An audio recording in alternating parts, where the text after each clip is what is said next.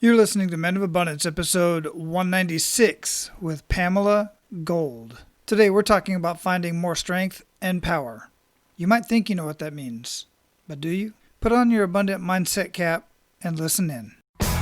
Welcome to Men of Abundance, the podcast for those looking to level up their lives by hanging out with some of the greatest leaders and established professionals in our community, living a life of integrity, honor, and the abundance mentality.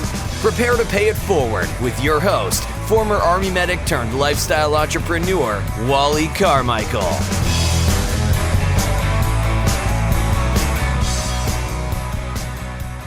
What is going on, all of you amazing, abundant leaders out there? I am Wally Carmichael, your founder and host of the Men of Abundance podcast. Today we are talking about strength and power. The real important kind of strength and power. You know, I recently actually had a conversation with another guy who's in the space of, kind of helping men realize that they're men. Okay, you know that you're a man, but the thing was that the conversation went about that all men should be heavy lifters. And if you're not a heavy lifter, basically what this gentleman was saying was that you can't provide for your family. You can't take care of your family. You can't care for and protect your family. Well, I beg to differ. I know many men in our community who are more than capable of providing and protecting their family. In fact, I'm pretty sure you yourself can provide and protect your family in the way that you can do that, and you may or may not be a heavy lifter. I'm not against heavy lifting. I just don't agree with the idea that all men have to be heavy lifters in order to protect and provide for their family. Now, I bring that up only because we are talking about a different type of strength and power today. We're talking about a type of strength and power that is internal, that is mindset, that is emotions. The real strength and power that let your kids know that you're going to be there for them, that let your spouse know that you're going to be there for him or her. And this is the strength and power that is extremely important that we really miss our beat on. Many men really miss the boat and really don't understand that. So we're going to have that conversation today. And I know there are other people out there that are going to want to hear this conversation. So be abundant in your life today and pay it forward by sharing Men of Abundance with everyone you come in contact with. Don't be bashful. Share it with everyone. You never know what's going on in somebody else's life, that one of these conversations, that this specific conversation right here is going to 100% resonate with the person that you share this with. Now, I also specifically want you to share this conversation because also in the show notes, I'm going to share with you a link to an amazing program that Pamela has set up. It's a 4-week program. I want you to go listen to her video. There's a link in the show notes. And if you go to the show notes and you're going to scroll down and you're going to see, are you sick and tired of the yelling, screaming, and belligerent attitude of your child? Well, by clicking on that link, you're going to be able to discover the strategies of controlling your child and finally restore peace and power in your parenting. If that resonates with you at all, make sure you go check out the show notes at menofabundance.com/196 and click on that link. And share this episode with others, or at least share the show notes and share that link with others that you know that need a little bit of help in their parenting. If they have an unruly child, a child that they're having a little bit of trouble with, regardless of what the situation is, you never know how bad it is at home. Maybe parents don't tell you all the time, because most parents don't. Let's face it, we don't tell all of our issues and we don't talk about our kids all the time until it really gets to the point to where it's just unbearable and we have to have that conversation. Well, Pamela is there to have that conversation and provide some strategies for you so you can finally restore peace in your house and peace in your parenting. So check that out. Now, let me introduce you to our featured guest today. Pamela Gold grew up in her family's apple farm in upstate New York, graduated from Yale University, and then entered the business world in New York City, where she was the point person on an IPO at the age of 24. Leaving the workforce to start a family, she co-founded West Village Parents and went on to pursue her passion for fitness and wellness. It was through this pursuit that she discovered yoga, which connected her love of philosophy, science, psychology, and wellness, and eventually led her to discover her life's work, teaching inner peace as the key to our greatest evolution and ultimately world peace. Her book, Find More Strength: 5 Pillars to Unlock Unlimited Power and Happiness, is full of tragedy to triumph personal stories, along with actionable tools to help increase power and happiness in life. Men of Abundance, it is my pleasure to introduce you to Pamela Gold. Pamela, welcome to Men of Abundance. How are you doing today? I'm so great. Thank you so much for having me. It's my pleasure. Where are you at in the world? I'm just outside New York City in Westchester, New York. Ah, so it's a little chilly over there. It is. We had a big storm yesterday, and yeah. Mm-hmm. Yeah. I have family in New York on my wife's side, 2 uncles and an aunt, and I just have not made it to New York yet, and we're definitely looking forward to that. I can't wait to get to Hawaii, so well, I assure you, it will not be until summertime or springtime or something like that for me to get to New York.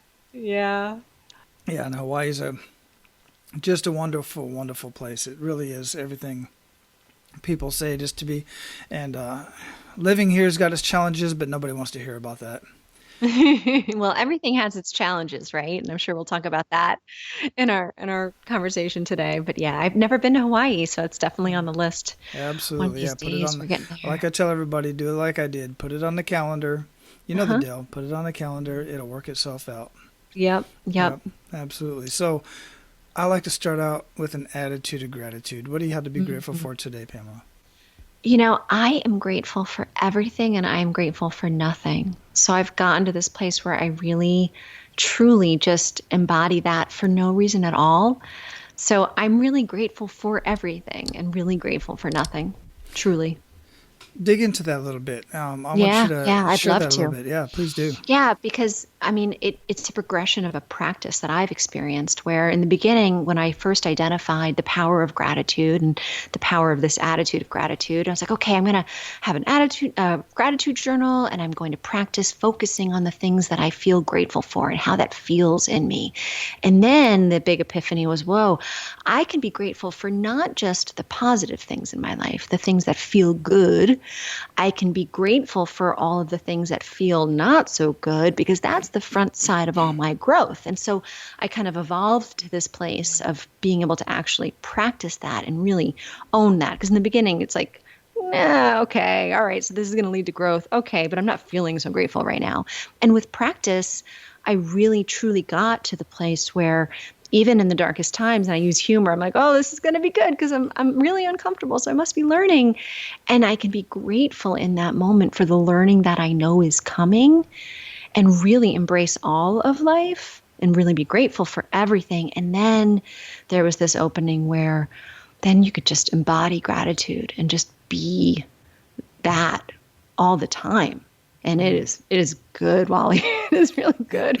So, share with us about how easy it is to get from where you were before to where you are now in reference to seeing gratitude and being grateful in the way that you are today.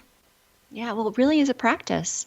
One of the analogies I use is like if you were going to dig a tunnel in the sand, you got to keep digging. Like, and at some point you'll get to the water, right? Like you really have to commit to a practice if you want to rewire your brain and change the way that you actually relate to life. And so for me, I always knew the power of gratitude. I was a naturally kind of optimistic and grateful person.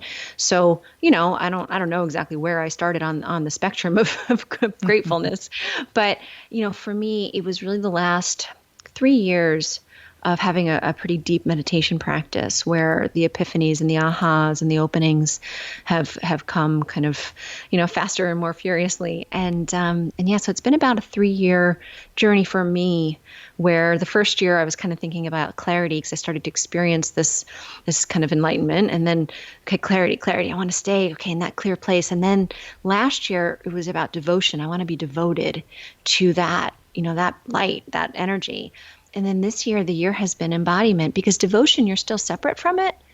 And this year, my practice has been, we're not separate from that. We are that. So embodying that knowing is really, really where our power's at.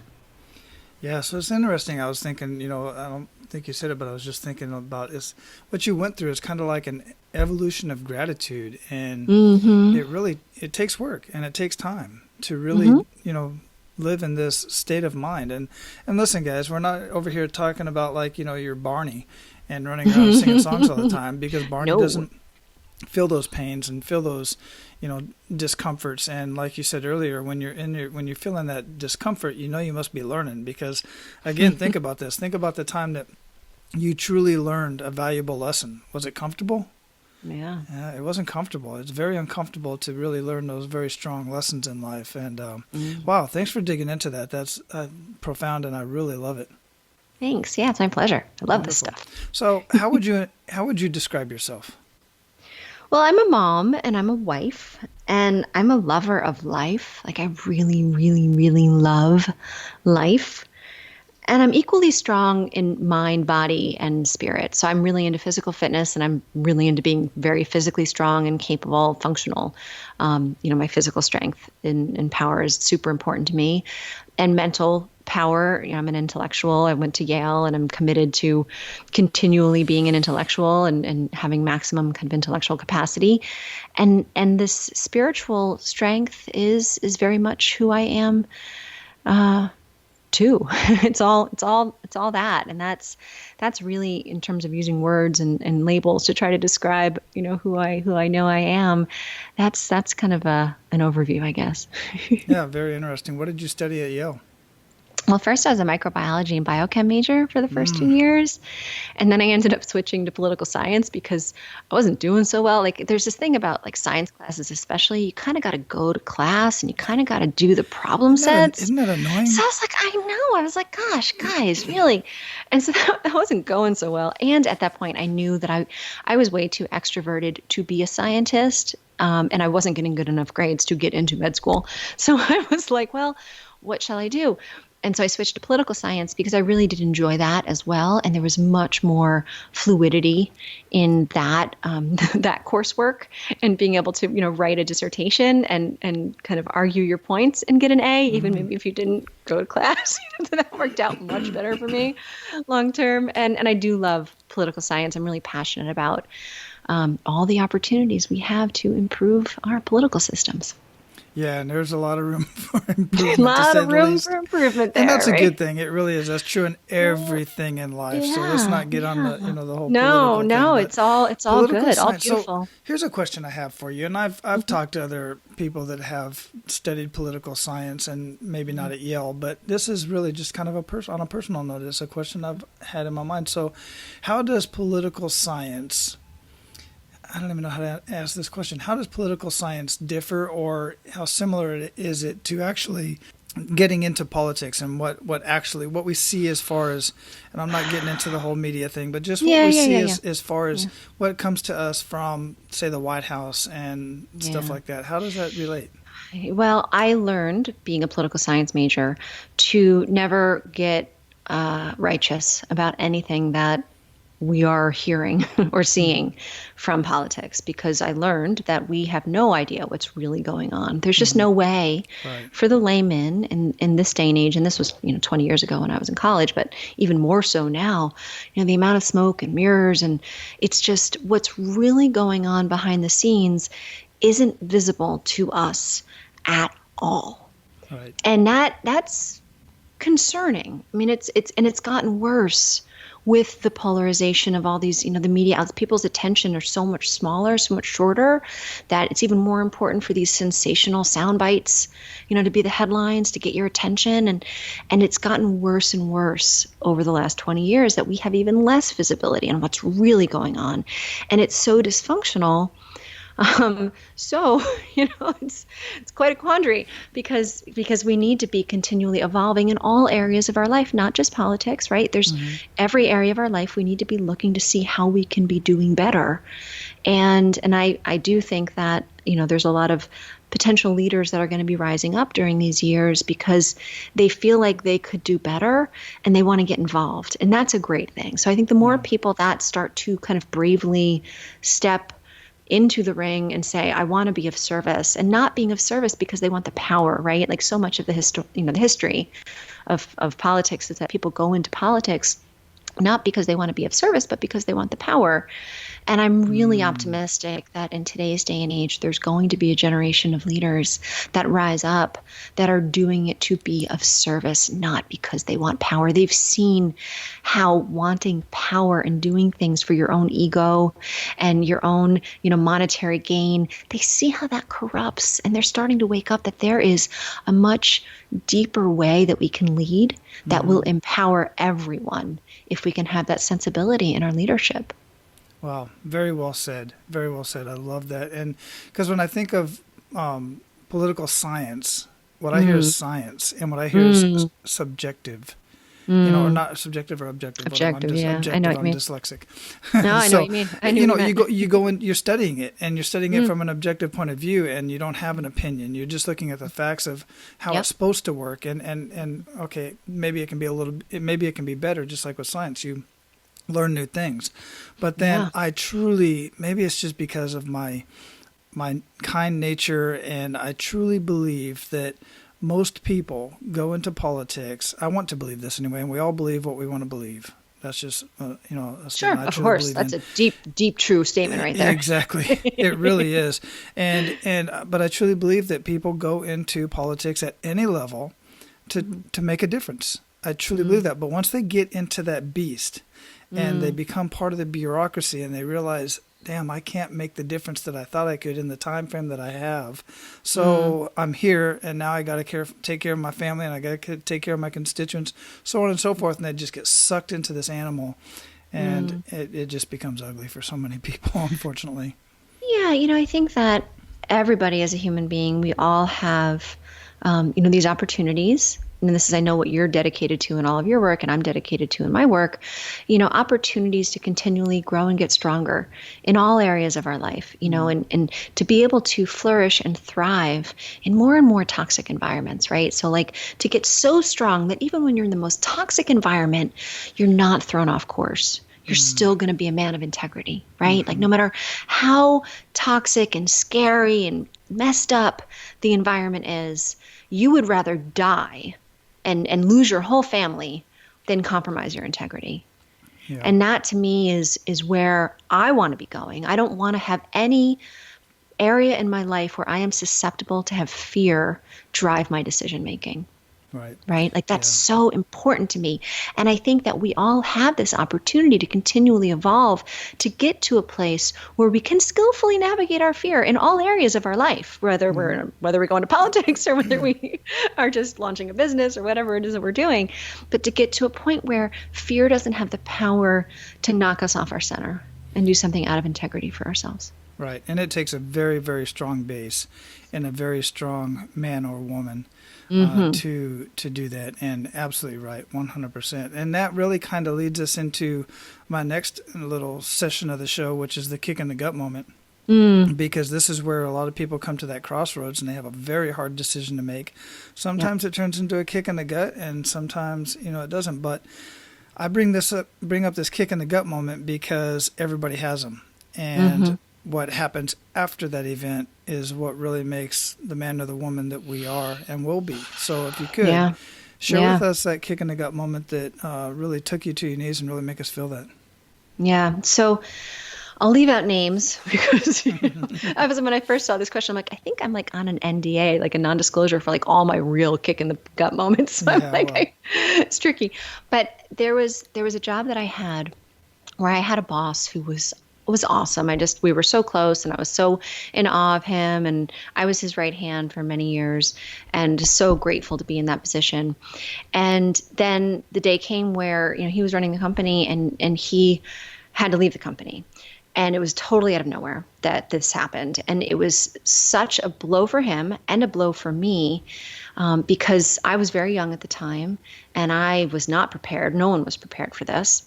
And he wanted me to just leave with him right away that he's leaving, I need to leave. And I had to navigate feeling loyalty to the company, not just to him. And it was a real kick in the gut because I had to make that decision. I'm talking about integrity and talking about figuring out how to navigate these really tricky moments when emotions are so big and you feel so sick. Like literally, I remember feeling so sick, like you literally were ill when all of this started to happen. And you're like, what? How? Ooh, and what am I going to do? And then having to tell my boss, who was such a close dear friend, that I wasn't just going to leave with him and that I needed to, go through the course with whatever the company needed me to do to help with the transition or whatever. But it was such a tough thing to navigate. And then of course the company did let me go 2 days later. So it wasn't like it was a prolonged, opportunity to be of service, but I had to follow my integrity in that moment. And that's what my inner compass told me to do. But man, that was a really tough time. I remember that so well. So what was the evolution of that? What happened? Well, what happened was, I followed my core principles. I felt really good about how I handled it. I had to go to bat to get my needs met, the things that I was definitely owed. I had to go to bat and have a bunch of really tough conversations to fight for what I was, due out of that situation. Whereas it would have been much easier for me to be taken care of if I had just gone with my boss. So I had a tougher road, and it wasn't easy by any stretch. And it felt very in alignment with my core principles and my integrity. And I definitely feel like making that decision empowered me to face future things with knowing that I could trust that inner compass. Yeah, I can definitely see that. So what was the enough is enough? What was the pivot point? What happened after that? Well, and enough. So the thing about me is that I tend to have a very low threshold for enough is enough. Like I make changes. If something doesn't feel right for me, I make changes right away. So really from my entire adulthood, if something isn't right, I say something and I do something. I'd rather take action and have it be not the right action than stay in a situation that doesn't feel well. So when I saw your question, I was kind of laughing to myself because I'm like, I haven't really had an enough is enough moment since I was a teenager. And so I'll tell you that story because when I was at Yale, as soon as I first got to Yale, I had a boyfriend from high school. We were madly in love the time I was 15. So we were together for a bunch of years when I got to Yale. And when we got to Yale, it became clear that he had a drug problem, that he was a drug addict. And it became obvious, and I started to try to talk to him, and he, denied it and wouldn't, acknowledge it, and made me feel like I was crazy. And we were so in love, and I was so tied with my own identity as like, who am I as a person? When you asked me that question, then I was like, oh, I'm Josh's girlfriend. Like that was who I was. So, the biggest enough is enough moment for me really was that period of my life when I had to end that relationship because it was pulling me down and so toxic for me. So I had to end really the person who I thought I was going to marry and have kids with. I had to end that relationship. And that was so hard. Oh, yeah. Yeah, I can definitely see that. So I'm looking at your site here, Gold Evolution. Absolutely love it. Beautiful, Thanks. Beautiful site. How did all of that, at some point, Happen? I know sometimes it doesn't, It's you a fun can't story. pick the point. Yeah, please share. Well, so I had my kids and I did a bunch of stuff while I was home with my kids. Then I went back to work running a behavioral therapy weight center. So it was, I was president of a company and I was like, okay, good. I'm back kind of on my corporate path. Cause I always thought I was just going to be a CEO. I didn't know what I was going to do, but I knew I could run a company. And so I was running this company on the business side of things. And I started to really deepen my meditation practice. And I started to tap into my own creativity for the first time. And I started, to be honest, I had a spiritual awakening and I became really clear that the work that I'm meant to be doing is this sharing these deeper principles, these empowering practices that if more and more people can reach this kind of tipping point on understanding, the world will be a very, very different place. And so it became really clear to me while I was there running the company that I needed to start doing this work. So I launched Gold Evolution while I was still at the company, kind of as a passion project, not really knowing when or how or what, but feeling like I needed to be writing and needed to be having an outlet, I guess, for this work. And then in December of 2015, 16, I got inspired to write a book. And I literally wrote my book, Find More Strength, in 2 weeks. And it was out of nowhere and it was not planned. And so that was in January of 2017. And I told my business partner, because it was her company, that I was writing this book and I was doing this. And she basically at first was supportive, but then eventually wasn't. And I literally haven't spoken to her since. Very sad and painful, actually. And then I self-published in April. And so when I left running that company, I basically dove headfirst into doing this work in a very unclear way, not knowing like what my niche was going to be. Because, you need to kind of have a niche. You need like who you're talking to. If you're talking to everybody, you're talking to no one. Right. And my book was not written for a market. My book was a calling. My book was like apparently I'm writing a book. It wasn't an idea, and like there wasn't an angle. It was just, okay, here's the book. So this past year has been this kind of blossoming and kind of clarifying of how I can best be of service. And actually, I just launched a parenting program for the first time that I'm so passionate about, because I can really package everything that I know through this lens of parenting. And parents, it's a great touch point, because when we become parents, we realize that we thought things were easier, and then we're like, well, actually, I still have a lot of work to do. And we want to be our best selves so we can teach that to our kids. And so that's been the last year is kind of shifting into what I know is going to be my work for the rest of my life. It's pretty exciting. Yeah, so I saw the parenting thing pop up for that on your site, and I thought I usually don't read those, but one, I was getting ready to get on, I was getting ready to get on the line with you, so I wanted to know more about you and see what you got going on. But two, it was very captivating in the way that about the program. So how does that program work? Well, I'm on the 4th week right now of the beta launch. So I have a small beta group of 5 people, which is perfect, where I'm getting a lot of one-on-one time, a lot of one-on-one feedback. But it's an online, video-based program where you get 4 weeks of instruction from me. And the first week is about getting centered, getting calm and clear, because we need that base if we want to show up for our kids, right? And then the second week is all about learning to be non-judgmental, observing without judgment. How can we really understand what's going on with our kids? Because our brain judges and like shuts down, and we miss what the behavior is telling us. So that's the whole second week. Then the third week is about loving them wherever they are. So fully loving them, and especially in the moments when their behavior is unpleasant, that's when they need our love the most. So how do we crack that code? How do we figure out how to be gentle and kind and build this trust and respect? And then the fourth week is about disciplining to empower. How are we going to empower our kids to be their best selves? What do we need to be doing? How do we need to be handling these interactions to give them this gift so that they can be their authentic selves, be empowered to live their best life, whatever that is? Because I don't know what my kids are going to do. They're little divine, things. I don't know. They're going to be lawyers or doctors or create something new. And I want them to have the space and the confidence and the skillfulness to figure that out themselves and bravely do it. I like it. Definitely needed for so many parents. We don't have there's a lot of books out there and stuff, but to be able to have that conversation with somebody, and it's definitely, I wish I'd have had something like that when I first got started, to be quite honest with you. Me too. Like I really created this program because I was lucky enough that when I became a mom, I left work. I was able to make, being a mom a full-time job. And so I read the books and I did the practices, but I realized all the books in the world, all the strategies in the world, if I was losing my stuff, like if I wasn't able to stay calm and clear, I couldn't practice the stuff that I learned in the books. Mm-hmm. And so that was part of, what drove me to my deeper kind of spiritual quest and meditation and all of that, because I knew I needed to figure out how to be calm and clear if I was going to be the best mom I could be for my kids. Yeah, very, very neat. I really like that. So what are some good news stories that have come out of what you've been doing? I know the parenting is probably much too new, but no, actually it's right. I'm in the middle of the parenting. Yeah, I'm on week 3 with my people. So, it's been so humbling. Yeah, I mean, literally the wins that the parents are sharing, that like, okay, my daughter did the thing that she always does. Like when I ask her to go upstairs, to brush her teeth, and she gives me lip and she, talks back and says, Mom, I'm still doing this. She doesn't just do what I say, right? Like certain kids, and this mom has 2 different kids.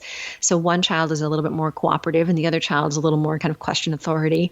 And she was saying, so I did just what you said. I gave her choices and I gave her control and I stayed calm. I didn't let myself get triggered and get my buttons pushed. pushed. And so I handled it this way, and then that happened, and then this happened. And it was like a totally different new dynamic. And then she came and gave me a hug, and it was like huge wins, just it's so funny how we have the power to totally shift the dynamic, in all of our relationships. And that's why for me, it was really hard to pinpoint, okay, I'm doing the parenting thing, because the stuff I know applies to all of our relationships. I mean, even just in my marriage with my husband, it's been so transformative to practice being compassionate, being calm and clear, being non-judgmental, focusing on building trust and respect, all of the things that we kind of know, but we're not so clear on practicing, right?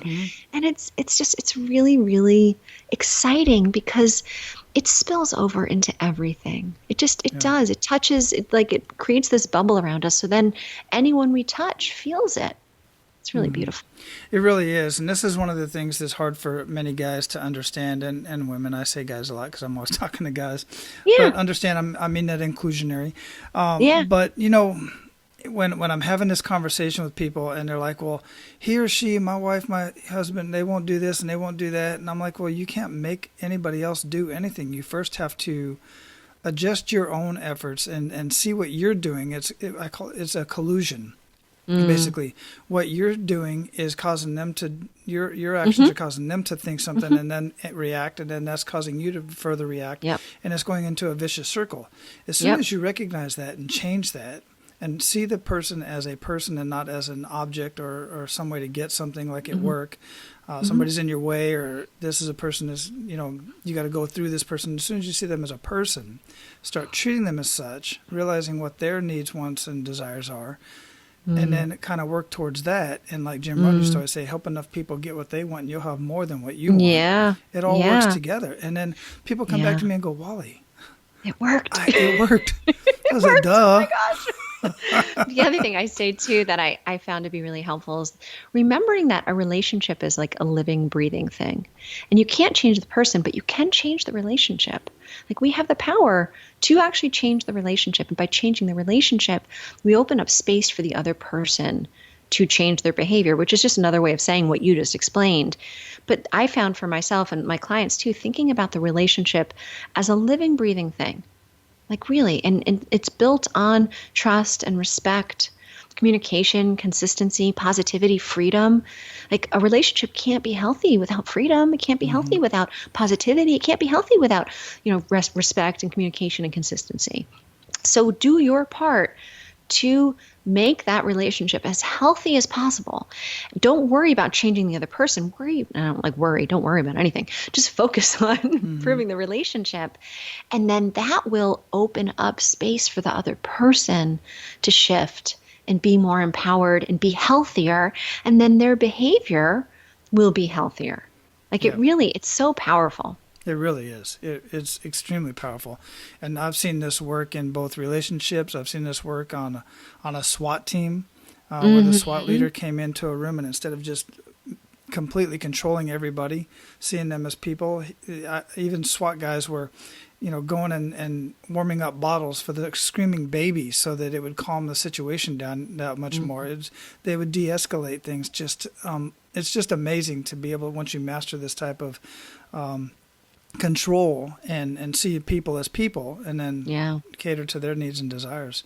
Very and awesome. I especially love working with men because in general, right, this is obviously a generalization, but in general, men weren't parented from the time that they were young to really respect their inner world as much and know their inner world, their emotional needs, their spiritual needs.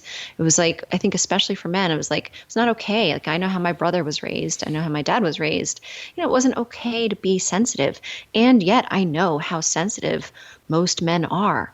And so I love kind of holding space for men in that way and validating like, yeah, you have this whole rich, dynamic, beautiful inner world that is worthy of your own self-respect, of your own self-validation. Because I know you know this too, we need to care for ourselves and take care of our own core needs first and foremost before we can have any hope of someone else meeting them. So we need to give ourselves the love, the respect, the validation, all the things that we need from our relationships as well. But we need to first do it for ourselves so we can be healthy enough to then be that for the relationship and for the other person. I absolutely agree with that. And I actually, in my personal experience, find it that women have a harder time caring for themselves before others I because you're agree. moms. Yeah, Guys we're are wired to like, be, hey, I'm yeah. going to go watch the game. That's for me. I'm going to go out in the Yep. garage and, tinker with the car. You Yep. do what you got to do type of thing. Well, the kids need attention. Oh, yeah, so does the car. Yeah. No, women definitely care more in that regard. But that's just how we're built. I truly believe that. Yeah, no, and I think that, again, like you're saying, it's wired. I think men are more likely to care for themselves in the kind of big nuts and bolts ways, but don't necessarily have the skillfulness to care for themselves in the more subtle emotional Agreed. ways, right? Care for their feelings, whereas women are more likely to have at least awareness, maybe not skillfulness around caring for their own emotions. But you are so right that because women, again, in our society, total stereotype and overgeneralization, but it's pretty universal that we're raised to care for others. And if we aren't focused on caring for others, we're selfish. And there's like no bigger sin, for a woman than not being there for everyone else at the, sacrifice of your own self-care. And that's not sustainable. You can't operate like that.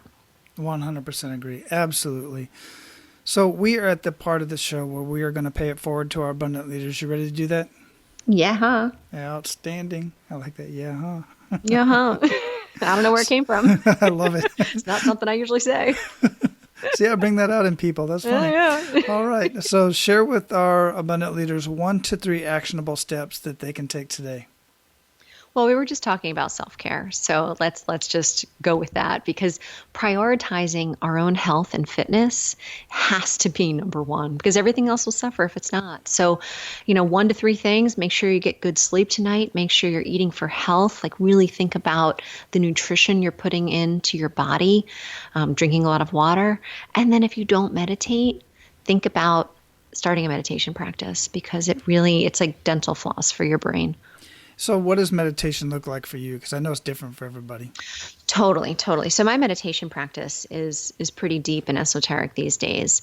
And for me, I sit for about 20 minutes and I, do a very simple series of breathing and paying attention to certain areas of my body. And then I go, and then I just sit in kind of oneness and bliss out. And I'm like, it's good.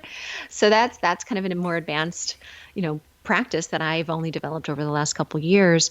But I learned originally from someone named Alan Finger, and there's Spotify has, and I think iTunes has simple meditations from him that just guide you through starting to pay attention to different, inner parts of your being that can help really kind of center your energy and help you kind of achieve this higher state of consciousness.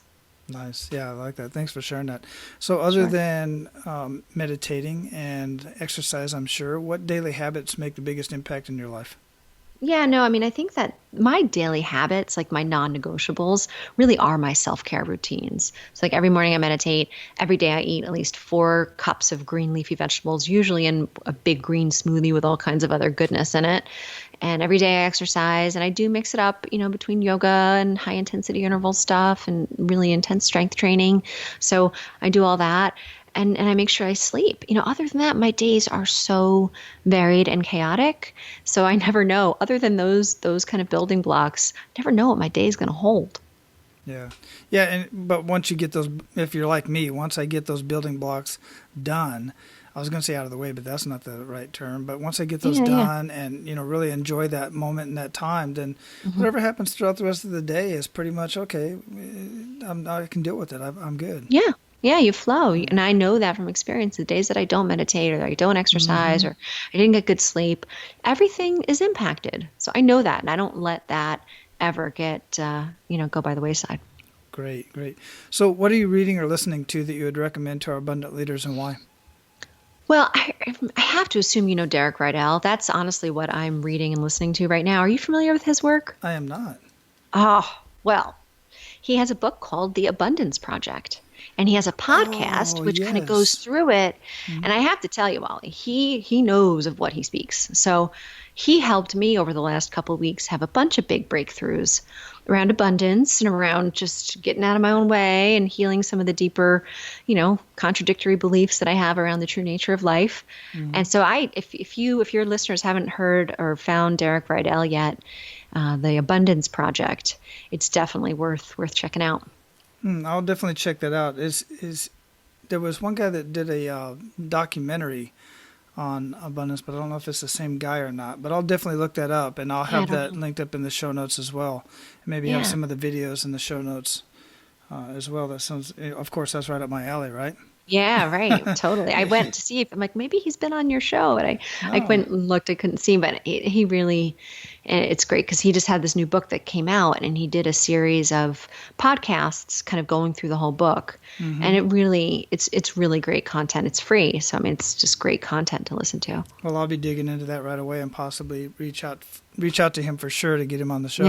Yeah. Definitely recommend it. Learn something new every day. That's great. Yeah, absolutely. So, what do you feel holds most people back from living a life of true abundance? Fear and ignorance. And I think fear, really, ignorance is at the root of fear because fear isn't bad. Like I said earlier, having fear is a really healthy mechanism that we have inside of ourselves to make sure that we're paying attention to the things we need to pay attention to. So it's really when we're ignorant around kind of, the reality of the things that we're believing around fear. And so I really think that ignorance is at the root of the fears that hold us back, and having contradictory beliefs around what is true. It's like I say to my clients all the time, I want to know your yeah buts. Anything that I ever say where you're like, yeah, but like, ooh, I'm excited, laser pointer, because anytime you have a yeah, but, that's showing you where you're splitting your energy and where you're blocked. Because there's no yeah buts. It's like no. There is like deep truth here, my friends. Like I promise you, there is deep truth in all of this. Like there's deep truth to abundance, deep truth. So if you're like, yeah, but that shows you where you need to figure out what you believe to be true, why you believe it to be true. And I know now in my life, I can feel when something is true or when something is not true. Because if I believe something that isn't true, I feel my power drop. And I don't know if that makes any sense. Like if you have a spiritual awareness or spiritual intelligence where you can feel your spirit, drop from being, joyful and in a place of love, suddenly you drop into shame, or you drop into guilt, or you drop down.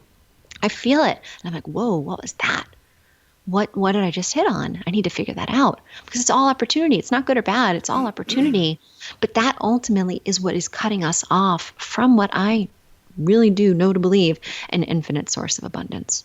Yeah, absolutely. And I like that. And I was just thinking about this and I wrote this down. But is the line between scarcity and abundance. I love it. Yeah. These epiphanies that I have. That's why I love having these conversations. It's so amazing. And also, this fear thing, I read when I was taking psychology, and I've heard this several times since then, that there's really only two fears that we naturally have. And that's the fear of loud noises and the fear of falling.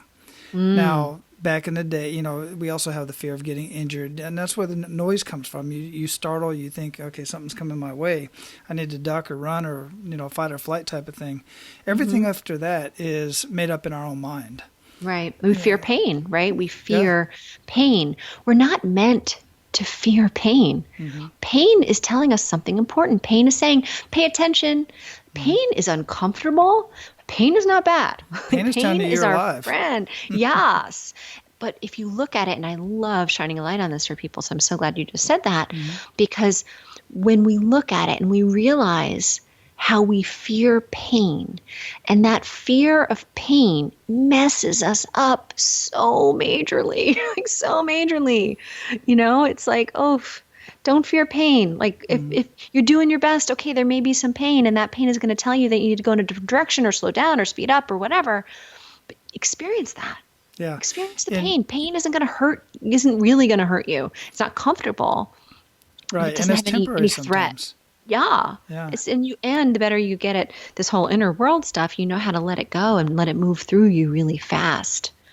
Yeah, and this is really important in the fitness industry. When I was doing a lot of fitness training in groups, I used to teach insanity classes and stuff like that. And they're like, Wally, it hurts. It's so painful. I'm like, I know, isn't it great? Yeah, like, what the hell's wrong with you, dude? I'm like, no, that's telling you that you're working, that you're progressing, that you're moving forward. When you're in nirvana, I say it all the time. I live out here in Hawaii. It's beautiful, but I can't sit on the beach all day, every day. How unproductive would that be? And how my body would just deteriorate. Yeah, no, that I mean, we all know this, that all the magic happens out of our comfort zone. Like we know that, and then yet we fear pain. It's like, well, that's clearly not helpful. It's clearly not of service. Clearly slowing you down from living your best life, right? Absolutely. Just redirect it. Get somebody like Pamela in your life to help you work through that stuff. Absolutely. Here we go. That's why we're here. Exactly. So what does living a life of abundance mean to you, Pamela? Flow. Letting everything flow, because abundance is flow. And so as long as I'm giving, then I'm getting. And I got to let myself be open to give and open to get, and be in that state of knowing kind of the infinite of the abundance. And it's really kind of an experience of flow as being a human being. So the more I'm experiencing that flow, that would be abundance. And that flow is oh so nice. Yeah, it's good. Yeah, it is. And one litmus test, that you can use is if you're in the flow when 3-4 hours have passed by, you haven't gotten up to go to the restroom, you haven't eaten, you haven't drinking anything, and you didn't even know where the time went. I mean, that's you just know you're in the zone, you're in the flow, and that's just a wonderful place to be. Can be kind of dangerous. You got to pay attention to yourself. That's why we have timers out there to remind you to stop what you're doing and go take care of yourself. That is definitely my problem. My opportunity. Exactly. That's why I brought it up, because it's so familiar. Yep. All right. So we are going to close this up, Pamela. It's been a wonderful conversation, but what did we not talk about in our conversation you want to make sure that Men of Abundance get out of this? Well, my book, Find More Strength, 5 Pillars to Unlock Unlimited Power and Happiness. So that book has 5 specific practices, and it really is useful. So, if any of this resonated, my book is worth checking out, and you can get the first chapter for free on my website. But it really is a powerful tool to start to practice this stuff, like a practical way to build your inner strength. Excellent. We will definitely have that linked up in the show notes, of course. What are the 5 pillars, real quick? Really quick, they're gratitude, courage, compassion, surrender, and then openness and curiosity. Excellent. I look forward to digging into that. And I love all of that. So, Pamela, again, it was just an amazing, amazing conversation. And once again, before I forget, because I forgot at the beginning, and I'll make sure I bring it up in this pre-show as well, but I want to give a huge shout out to Interview Valet. Yeah, they're because great. They are just amazing, and always keeping up with all of my guests and giving me just amazing guests. And I really just love everything that Tom Schwab and Karen and Kara, and I can't name all of them. Everybody over there at Interview Valet, you know who you are, Dan Moyle. I hate when I start mentioning names, because I'm always going to leave somebody out. I don't want to forget somebody. I'll have you listed in the show notes. I echo that. They're great people. Absolutely.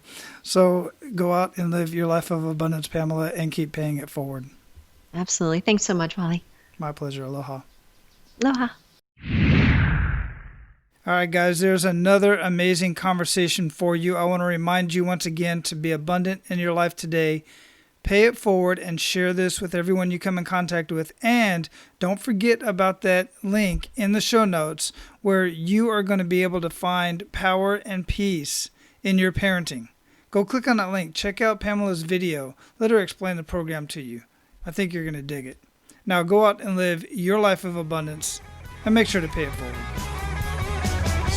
That's all for today, Abundance Leaders. For more about our guests and the powerful information we shared with you today, be sure to sign up for our mailing list at menofabundance.com. We appreciate your time and look forward to hanging out with you on our next episode. So until then, be sure to pay it forward and live your life of abundance.